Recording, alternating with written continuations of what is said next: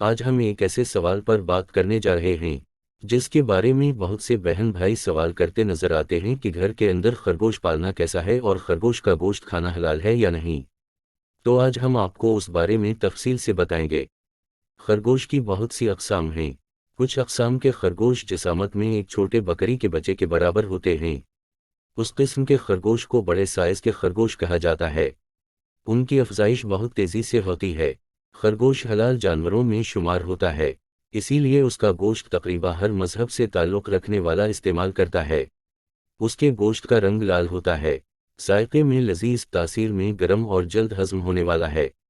یاد رہے کہ خرگوش حلال جانور ہے۔ اس حوالے سے آپ کو یہ بتاتے چلیں کہ فقہ کے نزدیک خرگوش چونکہ گھاس اور دانہ کھاتا ہے، مردار یا نجاست اس کی غذا نہیں ہے، نہیں وہ اپنے پنجوں یا پونچھ سے شکار کرتا ہے، اس لیے شرعی طریق پر ذبح کر کے اس کو کھانا حلال ہے۔ پیارے آقا صلی اللہ علیہ وآلہ وسلم اور حضرات صحابہ کرام رضی اللہ تعالی عنہ سے خرگوش کا گوشت تناول فرمانا ثابت ہے۔ آئیے آپ کو خرگوش کے گوشت کے حلال ہونے کے حوالے سے حدیث نبوی صلی اللہ علیہ وآلہ وسلم بھی بتاتے ہیں، تاکہ آپ کی بہتر طور پر اصلاح ہو سکے۔ حضرت انس رضی اللہ تعالی عنہ فرماتے ہیں کہ ہم نے خرگوش کو بھگایا اور پھر سب لوگ اس کے پیچھے دوڑتے دوڑتے تھک گئے، تو میں نے اسے پکڑ لیا اور لے کر حضرت ابو طلحہ رضی اللہ تعالی عنہ کی خدمت میں حاضر ہو گیا۔ انہوں نے اسے ذبح کیا اور اس کی سرین یا دونوں رانے رسول اللہ صلی اللہ علیہ وآلہ وسلم کی خدمت میں بھیج دیں۔ ان کا بیان ہے کہ کوئی شک نہیں کہ آپ صلی اللہ علیہ وآلہ وسلم نے انہیں قبول کیا۔ روایت صحیح بخاری اور صحیح مسلم۔ دوستوں، ان احادیث مبارکہ سے ثابت ہوا کہ خرگوش کا گوشت حلال ہے اور تمام اہل سنت کا اس بات پر اتفاق ہے کہ خرگوش حلال جانور ہے۔ اس لیے چاہیے کہ خرگوش کا گوشت استعمال کیا جائے، یہ اسلامی تعلیمات کے پیش نظر حلال ہے۔ بلکہ آپ کو یہ بھی بتاتے چلیں کہ ماہرین کے مطابق خرگوش کے گوشت میں دوسرے جانوروں کے مقابلے میں پروٹین، کیلشیم، وٹامنز زیادہ اور چکنائی اور سوڈیم کم پایا جاتا ہے۔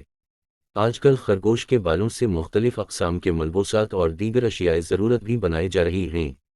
دوستوں، جہاں تک اس کو گھر میں پالنے کی بات ہے تو اس کو گھر میں پالا جا سکتا ہے، کیونکہ یہ ایک حلال جانور ہے اور بڑی تیزی سے اپنی نسل بڑھاتا ہے۔ کہتے ہیں کہ مادہ خرگوش ایک بار میں 2 سے 8 بچے پیدا کرتی ہے۔